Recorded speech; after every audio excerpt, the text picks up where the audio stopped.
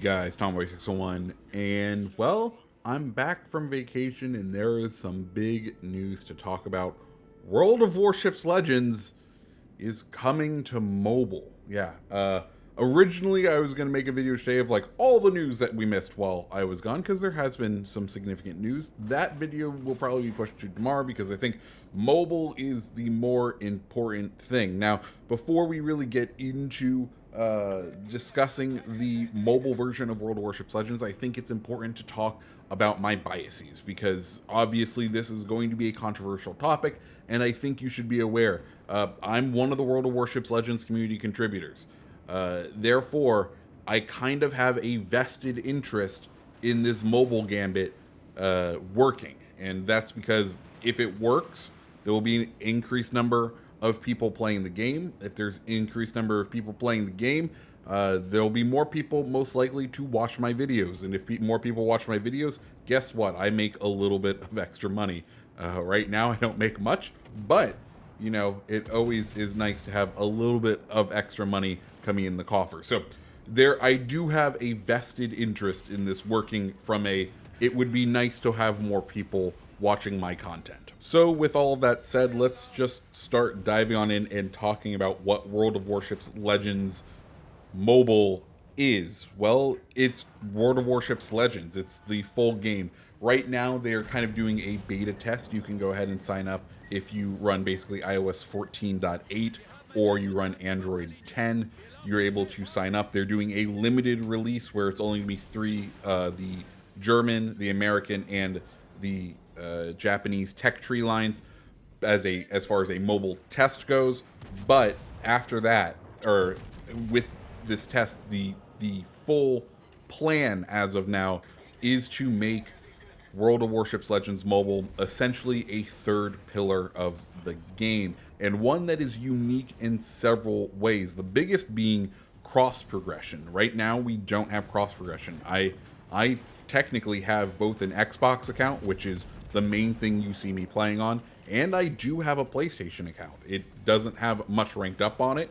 It's, you know, has a couple of level 1 and level 2s, but those two accounts are completely separate, and because of the certain policies between Sony and Xbox, never shall they meet, because who knows why. There's backdoor deals and contracts that need to be negotiated. From what I can tell from industry reports, it's usually Sony wants a little bit more money when you enable cross progression, but that's a whole thing that we kind of discovered and found out when Fortnite breached that gap. And I think Fortnite is a good place to sort of start with this, because I think that's kind of the inspiration for this.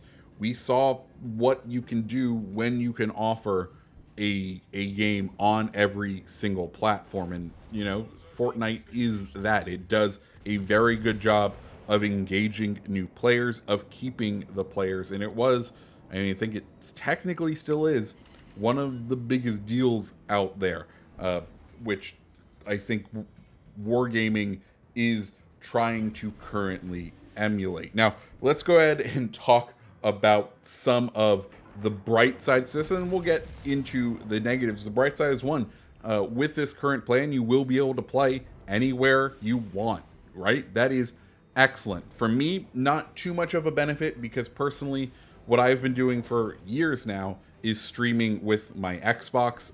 If you have an Xbox and you have the Xbox app and you have a spare controller, you can just hook up your controller to the Xbox app and stream the feed of your console right to your phone. Of course, Xbox has been working towards this for many years. I've been doing this for a very long time. It used to be how I got through my bureaus and dailies on my lunch breaks at work. That's what I did. I literally was playing it yesterday when this announcement came out, waiting on a flight, and I was like, oh, beautiful. Well, I kind of already have some experience in it, and I do really like it, just because it lets me, you know, make progress on things. Now, one thing to note is I think I play very conservatively when I'm on that. I don't really go into standard matches.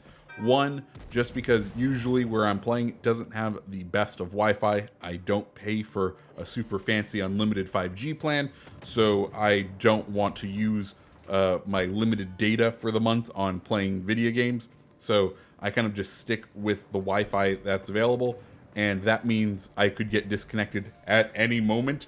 And rather than kind of leaving my team up to dry, or having a key player kind of just disconnect and not be able to get back in, I just play AI matches, because if I get disconnected from an AI match, yes, I'm sorry to the other human players in it, but hopefully you will be able to survive the AI match without me. I do really believe you should be able to do that. So that's kind of the one trade-off there. But the other kind of positive things that we touched on before is, if this does work, if this does become a fully fledged version of World of Warships Legends, and it does get kind of fully rolled out to what the devs currently believe it can be, we are going to see a huge jump in player base, which is great, because it will help with the health of the game. It will, add new players. Now, let's move on to the downsides of this whole plan. Well, right now we don't know if you're going to be able to use a controller. I don't know, and I don't really care about precision in this game.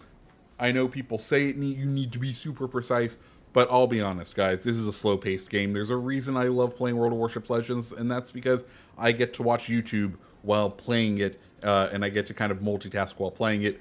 So you don't need to bring your full attention on it. I think depending on the touch screen controls, that should let us know if you actually need a controller. I don't know if you will be able to use a controller as of now. I do hope they add that ability, because having a controller is very nice. It's the way I like to play. I'm not a huge touchscreen gamer, but we will have to see, because if we're looking at things in the current marketplace, right now on Xbox and xCloud, 45% of the people that play on mobile never hook up a controller to the xCloud account, which is wild. That means 45% of them are using exclusive touch screen controls, which is that is a bizarre stat. It came out last week, and I was like, oh wow. So there are people who literally just use the touch controls. So we do kind of need to be aware of that depending on how the devs go, there is a possibility that the touch controls could just work and actually be fine, but we don't know that. Anyways, let's get into some other negatives, things that I personally have concerns about. I think the biggest one is player disconnects and the relative just other players that are mobile, because I think the intentions of a mobile player, the concerns, the priorities for a mobile player are very different from that of a console player, right? A console player, you are sitting down to play a game. A mobile person, generally speaking, you are using the game to distract you, to waste time, but you may not have full control over when you need to re-engage with the world, if you know what I mean.